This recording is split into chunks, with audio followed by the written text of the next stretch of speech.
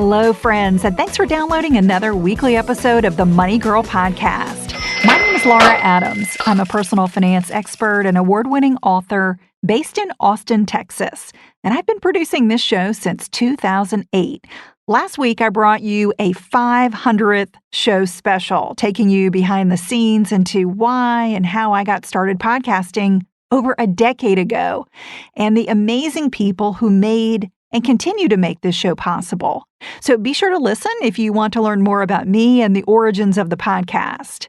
My goal for Money Girl and my personal mission is to help you master your money so you can live rich and love the journey.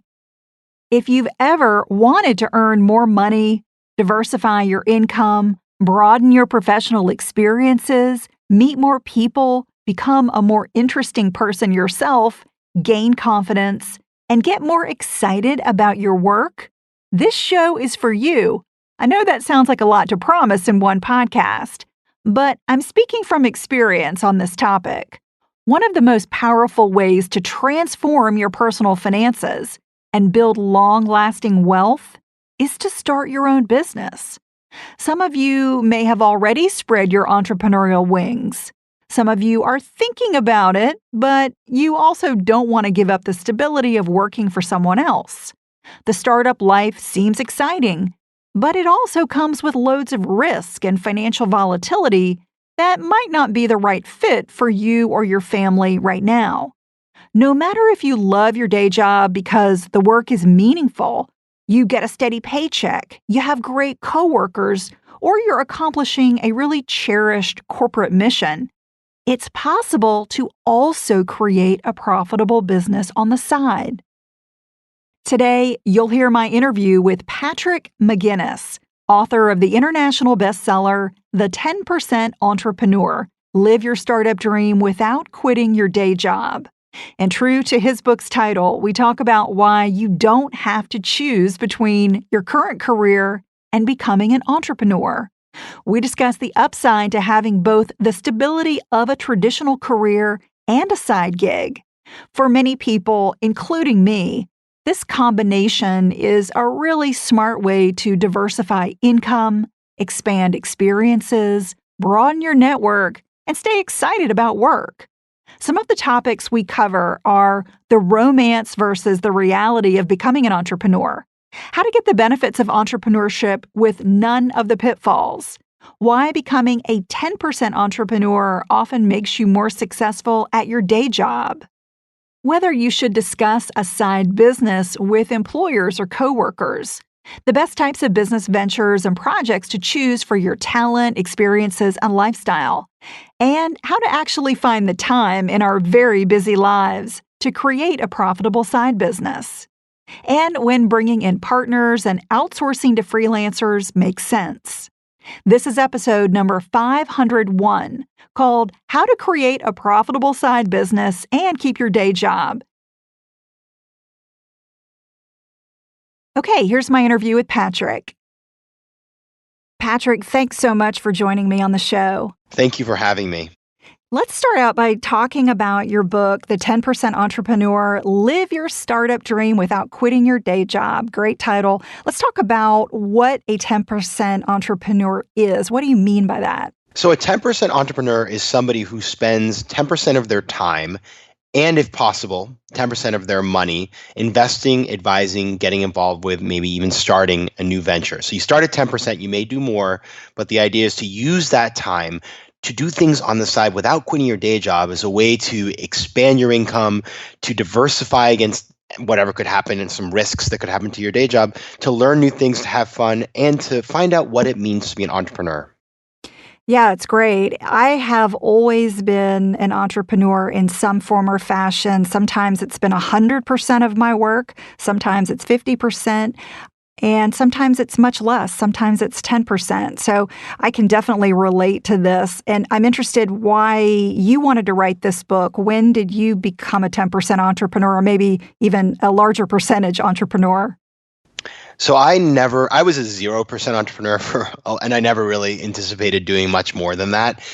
But I was sort of forced into it, actually. I think a lot of times we make change in our lives because the universe makes us do things because things happen to us. And what happened to me was I was working in a very comfortable corporate job. Everything was going well. I was on Wall Street. And then in 2008, my company, which was part of AIG, blew up in the financial crisis.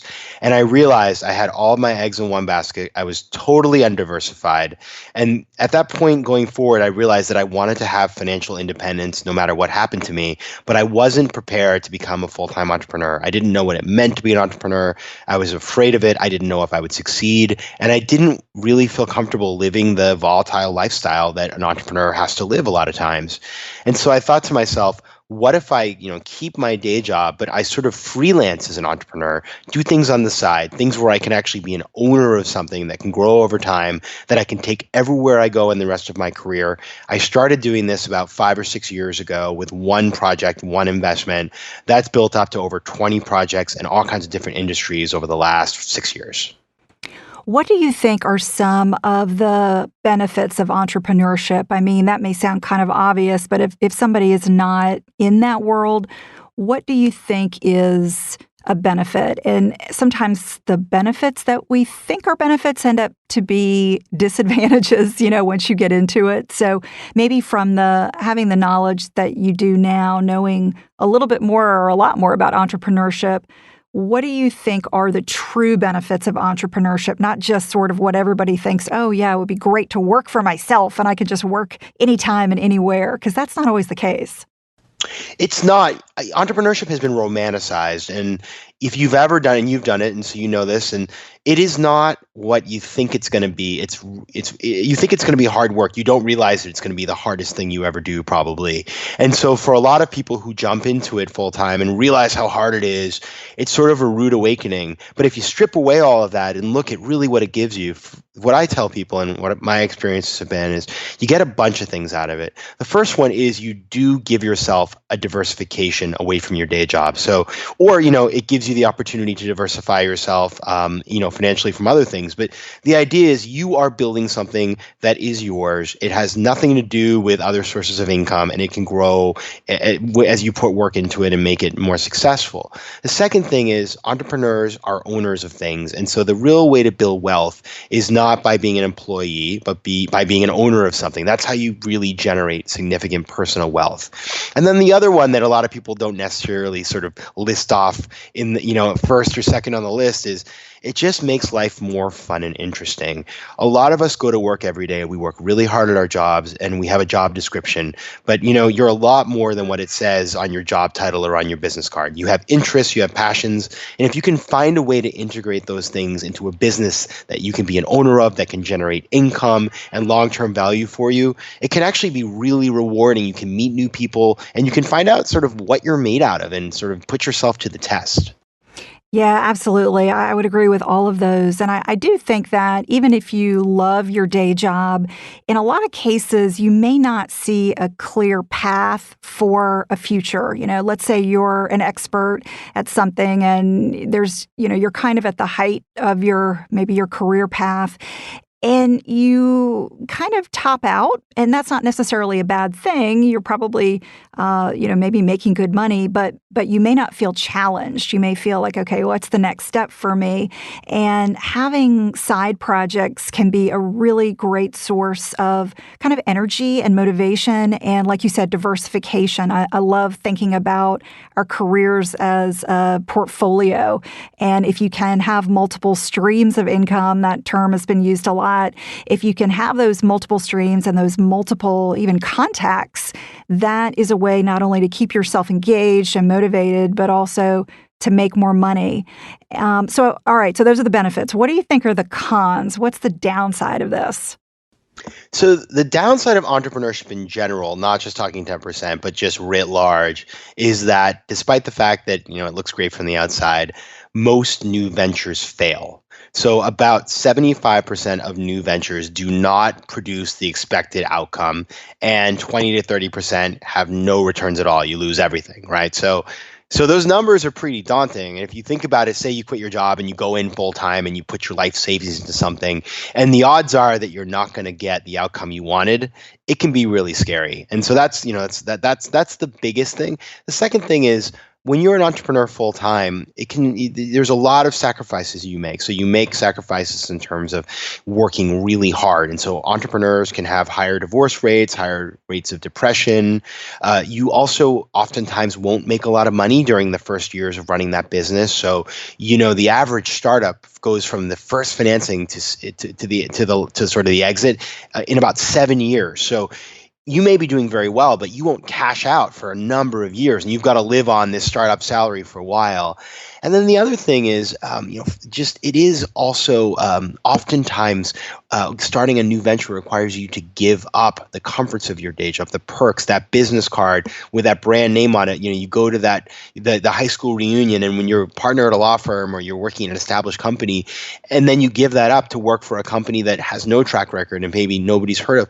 It sounds, maybe you don't think it's going to affect you, but a lot of people feel like, it sort of hurts their confidence, or all of a sudden people look at you differently. And that is definitely, some people say, oh, that would never bother me, but it is actually one of the hidden costs of becoming an entrepreneur. Yeah, all of a sudden you really can't lean on those successes that you've had in your career because you're still building something, and you have an uncertain future. And for some people, they really thrive on that. But as you said, it can be a bit strange to see your identity change that much so drastically. So I love the idea of kind of slowly getting into entrepreneurship. If you're somebody who, let's say, doesn't have some major idea, you're not somebody that wants to found the next Facebook or some huge, you've got some huge startup in mind. Let's say that you're somebody that is just really interested in getting some side projects going. You talk about 4 different types of entrepreneurs in the book. Tell us a little bit about how those are different and maybe some of the pros and cons of each of those, and maybe any of those types of entrepreneurs that you've been in your career. Sure. Well, actually, there were 5, so I'll give you a bonus one for today. Great. The first one is called the angel, and an angel is somebody who invests capital in exchange for ownership in a company. So it's the idea of somebody comes up with a great business idea. Maybe you're too busy to get involved in the day-to-day, but you love their idea. You have a little extra money to invest, and so you become an investor in their company, and you can spend time on it, and maybe you'll get involved, but you're not required to be involved on a day-to-day basis. So that's the angel. The advisor is kind of the same concept, but instead of investing money, you invest your time for what's called sweat equity. So it's, you have a skill or a knowledge, or you have the ability to help this business. Maybe you can design their website, or you can help them design their menu, or all kinds of different ways to do that. And you get ownership in the business for doing that. The third is called the founder. That's somebody who starts and runs a company on the side as a 10% entrepreneur without quitting their day job. And oftentimes that's an on-ramp to going full time. You test the idea out, make sure it works, de-risk it before going in full time. And in fact, many major companies that we know today, for example, Apple Computers was started as a 10% by a founder. Then we have 2 kind of subtypes of 10% entrepreneurs. The aficionado. Aficionado is somebody who has a passion. Maybe you love cooking. Maybe you love photography. Maybe you love fashion design. And you start a business that allows you to explore that passion, but in a profitable way.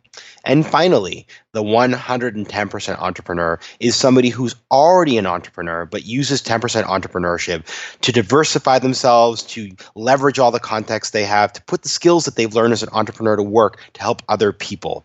So those are the 5 types. I've done about 4 of them. I've been an investor in a bunch of companies all over the world. And to date, I've made over 5 times my money back in cash. And on paper, I'm north of 20 times my money.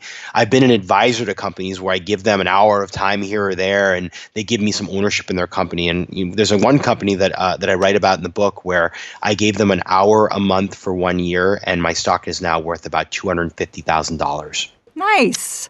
Right? Not bad. That's probably that is certainly not my hourly rate. I wish it were, but it's not. And then I've not been a founder, but in the book I discuss, for example, there's a woman named Dipali Patwa who was working in New York City designing housewares like, bedspreads and things like that. She had a baby, and she had this idea of coming up with these baby clothes that were based on the designs of India, where she's from. She made, spent $5,000 making some mock-ups, spent that money to go to a trade show, sold out the first week. Eventually, 7 years later, she's now full-time, has like 4 employees. Matthew McConaughey's kids wear her clothes, and she's built a real business out of it. So there's all kinds of great examples. And what's so important, and I think, for those of you listening today, is it's not that you have to be an MBA or work on Wall Street. I have people that I have talked about on my blog or in the book who are car dealers, who are kindergarten teachers, who are executive assistants, who are doctors, who are lawyers, who are teachers, you name it. Anything that anybody out there who has an idea for a side project can do this.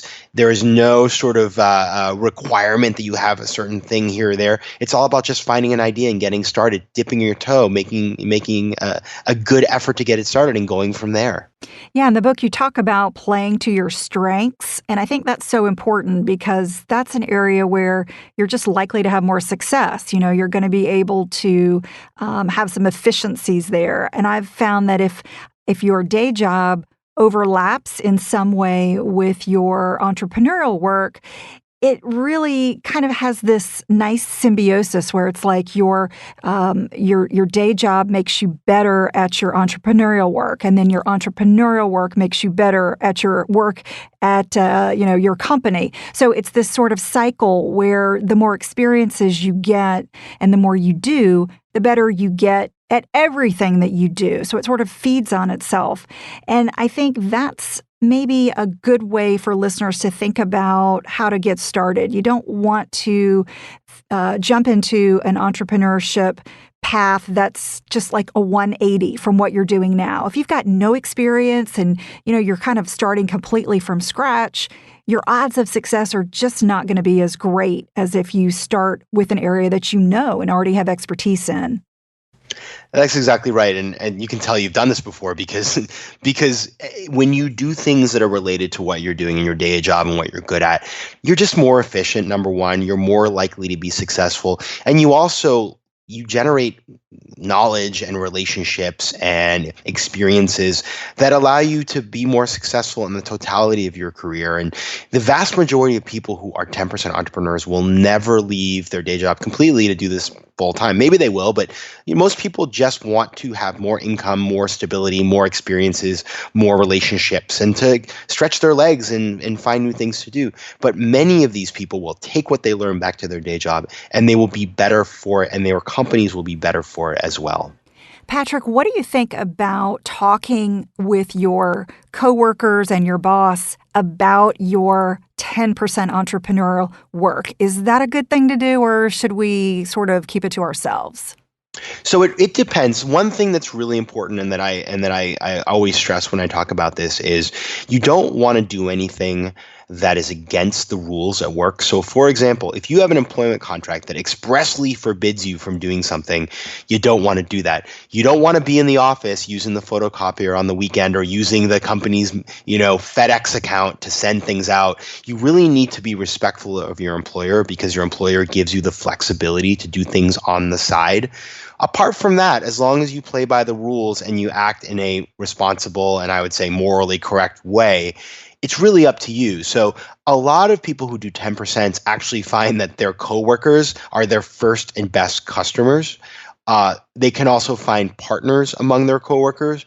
But if you're concerned that somehow you're going to send the wrong message at work, you don't have to broadcast it. You can certainly operate in an area that you feel comfortable with. But I always tell people, and there's a reason in the book I feature dozens, I think more than 35 10% entrepreneurs, and every person puts their full name because there's no reason to hide this. 40% of millennials have side hustles at this point. This is all happening. The train has left the station.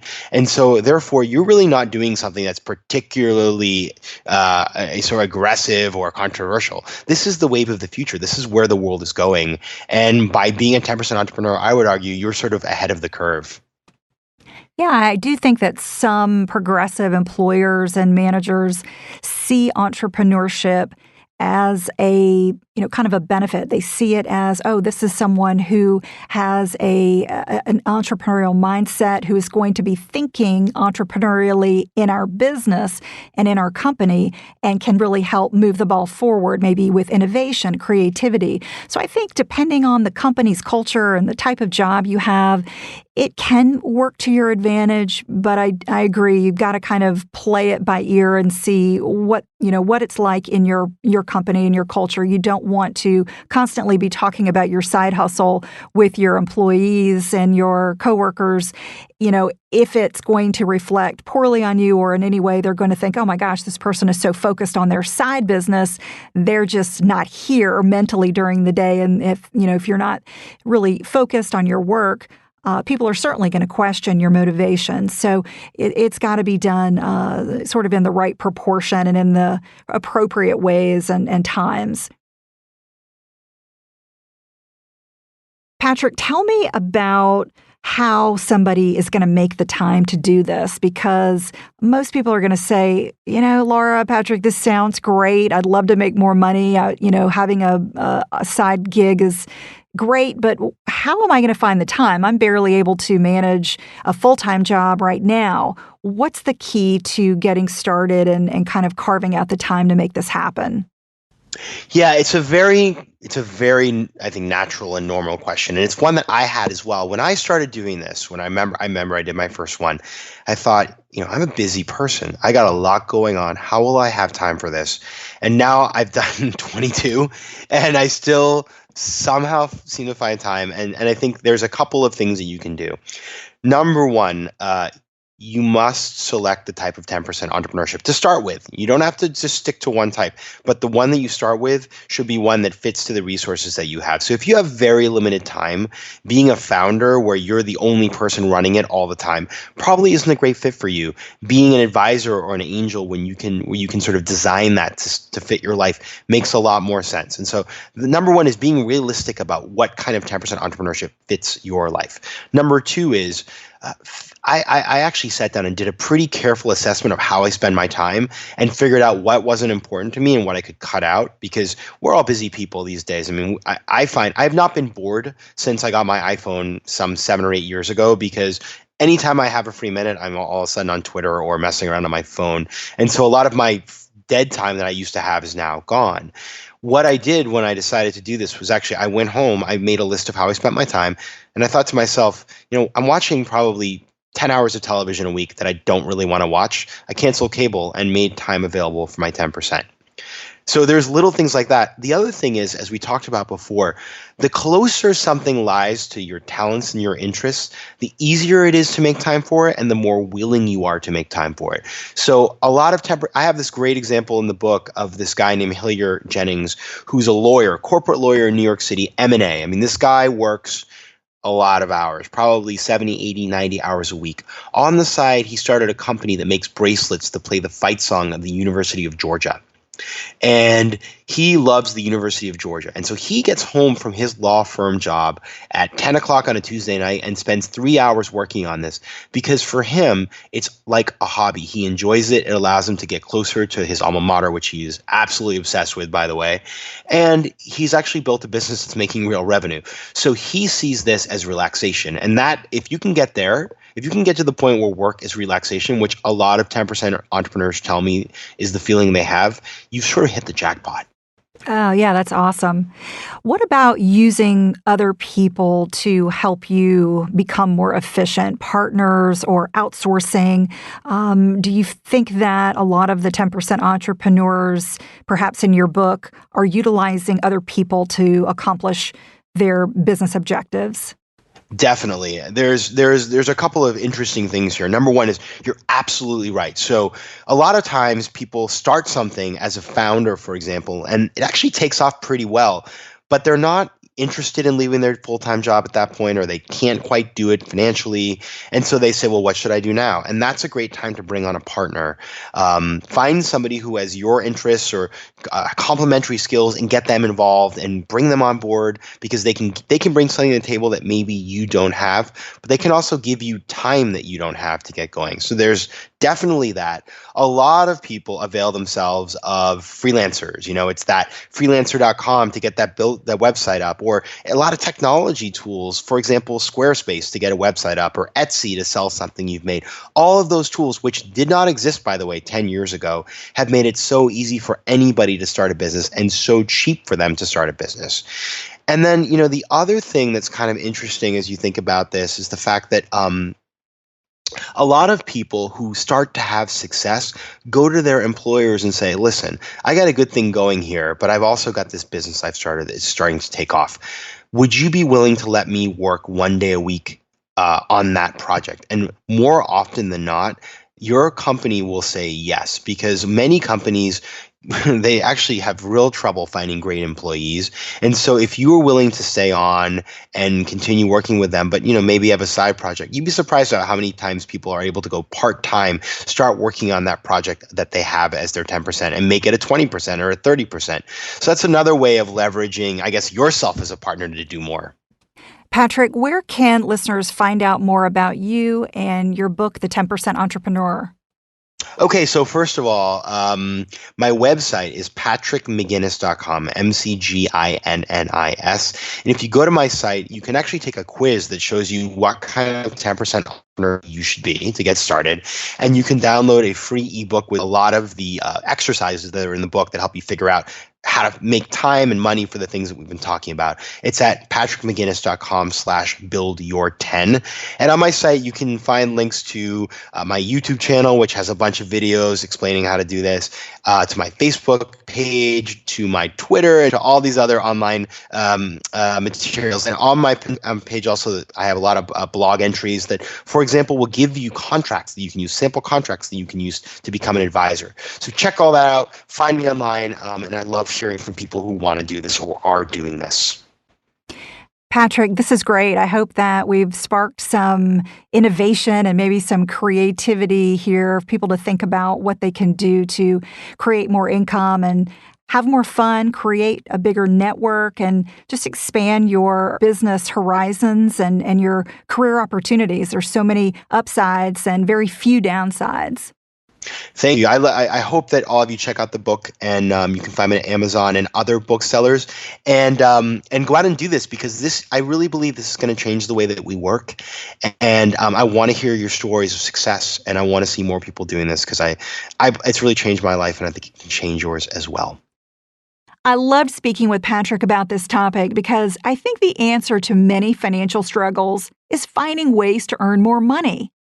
Cutting expenses is terrific, so don't get me wrong. I don't want to downplay the power in taking control of your spending.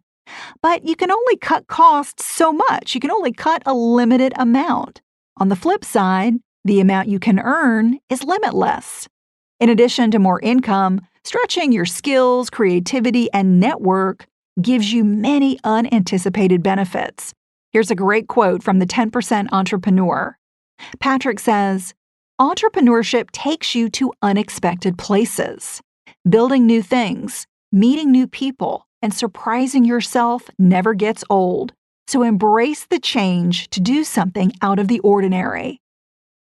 If you have thoughts or questions about entrepreneurship and you want to keep the money conversation going with a terrific community, join my private Facebook group called Dominate Your Dollars. To request your invitation, visit Dominate Your Dollars on Facebook, or send me a text message for immediate access. Just text dollars to the number 33444. I hope to see you in the group. And you can also visit lauradadams.com to email me your money question, feedback about the show, or ideas for future episodes. If you're enjoying the show, one of the best ways to let me know is to submit a quick 5-star review on iTunes. I read every one of the reviews. They mean so much to me. And they also help new listeners find us and understand what the show is all about. So I'll thank you in advance for that. That's all for now. I'll talk to you next week, courtesy of Money Girl, your guide to a richer life.